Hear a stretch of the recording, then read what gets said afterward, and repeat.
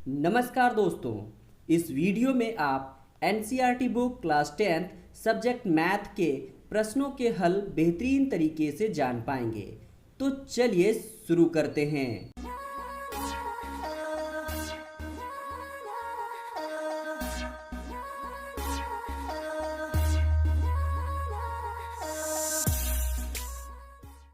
इसमें कहता है एपी में है रिक्त खानों को भरे। कहने का मतलब रिक्त खाना का मतलब ये बॉक्स जो देख रहे हैं खाली है। और एक नंबर का जो क्वेश्चन है ये एपी में है।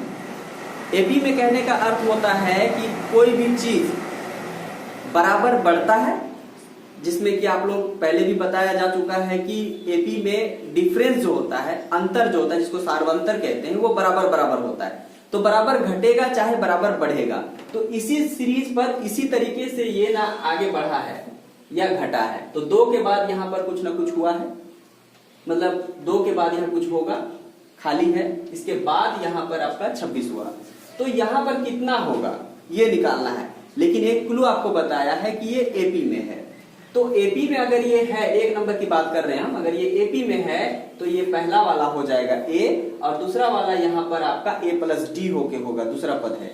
और ये तीसरा पद है, मतलब ए प्लस 2d का फॉर्मूला से ये 26 निकला हुआ है। ये बात आपको समझ जानी चाहिए। इसके बाद हम लोग इसको सॉल्व करते हैं कैसे, जरा सा गौर कीजिए। कैसे? नंबर 1 में है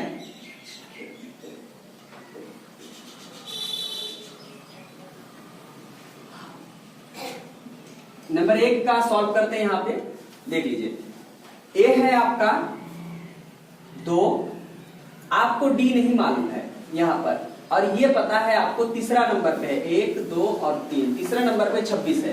तो आप लिखेंगे इसको a प्लस 2d। तीसरा पद को हम लोग लिखते हैं a प्लस 2d। तो a प्लस 2d जो हुआ है तो उसका वैल्यू है 26। तीसरा पद है ये 26। तो a प्लस 2d बराबर 26, ये दिया हुआ है। अब यहाँ पर a का वैल्यू आपको पता है कि 2 है। a का वैल्यू आपको पता है कि 2 है। तो यहाँ पर लिखेंगे आप a के जगह पर 2 लिख दिए, प्लस 2d बराबर 26। अब यहां पर 2d को 2d रहने दीजिए, 2 इस पार से दूसरे पार अगर जाता है तो माइनस हो जाएगा, 26 माइनस 2। तो ऐसे कंडीशन में 2d बराबर हो जाएगा 24। और यहां पर d निकालेंगे तो गुना होकर के उधर जाके भाग कर देगा वो। तो आप ऐसे भी काट सकते हैं 2 को 12 बार में। तो d बराबर हो गया 12। अब आपको d जब निकल गया है तो आपको ये बॉक्स को भरने में भी आपको परेशानी नहीं होगी। वो इसलिए परेशानी नहीं होगी क्योंकि दूसरा पद है, और ये दूसरा पद निकालने के लिए आपको लिखना पड़ता है a plus D. a plus D मतलब a को और d को जोड़ करके आपको दूसरा पद निकल जाएगा। तो a आपको तो पता है, d आपने अभी निकाल लिया यहाँ पर 12। तो दोनों को अगर हम ऐड कर देंगे तो दूसरा पद आ जाएगा। तो दूसरा पद के लिए हम यहाँ पर कर सकते हैं, जो खाली जगह है उसको भरने के लिए a प्लस डी। तो a है आपका यहाँ पर 2 और d है आपका 12। तो 12 और 2 हो गया 14, यही 14 आंसर हुआ। तो ये बॉक्स में जो है ना 14 भरेंगे आप, ये हो गया आपका इसका आंसर। इसी प्रकार से आप अगर दूसरा बनाना चाहते हैं तो दूसरा भी बनेगा। दूसरा को कैसे बनाना है? दूसरा में देखिए क्या क्या दिया हुआ है।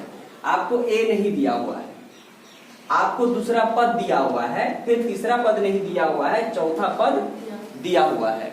तो चौथा पद और तीसरा पद आपको मालूम है। तो देखिए हम लोग दूसरा प्रश्न को सॉल्व करते हैं कैसे।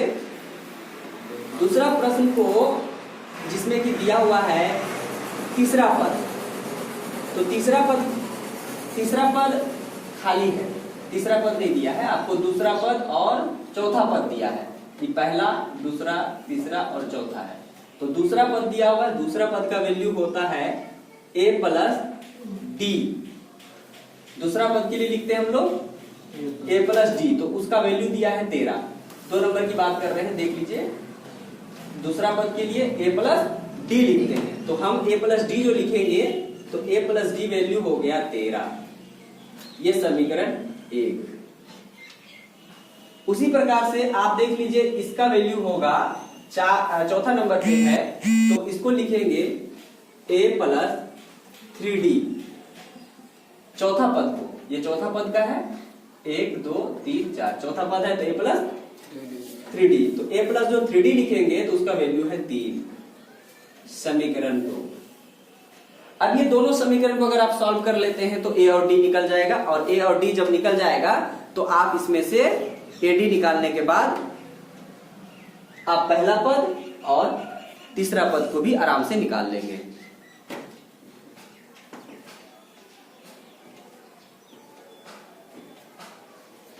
देखिए, तो यहां पर अगर आप इसको सॉल्व करते हैं तो देखिए a बराबर है, यहां पर आप चिन्ह को चेंज करेंगे और ये माइनस प्लस माइनस माइनस हो गई खत्म, और यहाँ पर है 2d 3d और d है, तो प्लस माइनस माइनस बचेगा यहाँ पर 2d बराबर हो जाता है, यहाँ भी चिन्ह चेंज होगा तो बचेगा यहाँ पर 10, यहाँ माइनस बड़ा के आगे माइनस इसलिए माइनस, d बराबर लिखेंगे 10 बटे 2, 2 पंचे 10, तो d का वैल्यू आ रहा है -5। इसी d का वैल्यू को आप समीकरण 1 में बैठाकर चाहे 2 में बैठाकर आप a का वैल्यू निकाल सकते हैं। तो कैसे, जैसे a में ही है a प्लस समीकरण 1 में a प्लस d बराबर 13, तो इसमें a का वैल्यू को बैठा दीजिए आप, a का वैल्यू निकालना है तो d का वैल्यू को बैठा दीजिए, तो a प्लस d का वैल्यू है आपका -5 बराबर 13, तो a प्लस प्लस माइनस यहाँ हो जाएगा माइनस और हो जाएगा 5 बराबर 13, तो a बराबर हो जाएगा 13 प्लस 5, तो a बराबर हो गया 18। अब यहाँ पे a भी पता चल गया आपको और d भी पता चल गया, तो क्वेश्चन में कहता है यहाँ पर क्या होगा, तो फर्स्ट टाइम का है ये, तो इसके लिए हम a जो निकला होगा उसको बैठाएंगे, इसका मतलब हो गया ये हो गया 18, और पहला पद दूसरा पद तीसरा पद के लिए हम लोग लिखते हैं तीसरा पद बराबर होता है a प्लस 2d, तो a आपका है 18 प्लस 2 इंटू यानी गुना d का वैल्यू है -5, तो 18 प्लस यहाँ दोनों क्या होगा आपस में मल्टीप्लाई होगा, तो प्लस माइनस माइनस 5 दूना 10, तो बच गया यहाँ पर 8, 18 से 10 गया तो 8। तो इस प्रकार से जो है तीसरा पद का वैल्यू आ रहा है आपका 8। दो आंसर। किसी को प्रॉब्लम? मुझे पूर्ण विश्वास है कि आप सवालों के हल को समझ गए होंगे। आगे भी इसी तरह का वीडियो सबसे पहले देखने के लिए गोल्डन जीवन चैनल को जरूर सब्सक्राइब करें। नेक्स्ट वीडियो में नए सवालों के साथ फिर मिलेंगे, तब तक के लिए गोल्डन दिलीप आपसे विदा चाहता है। आप अपना और अपनों का ख्याल रखिए। धन्यवाद।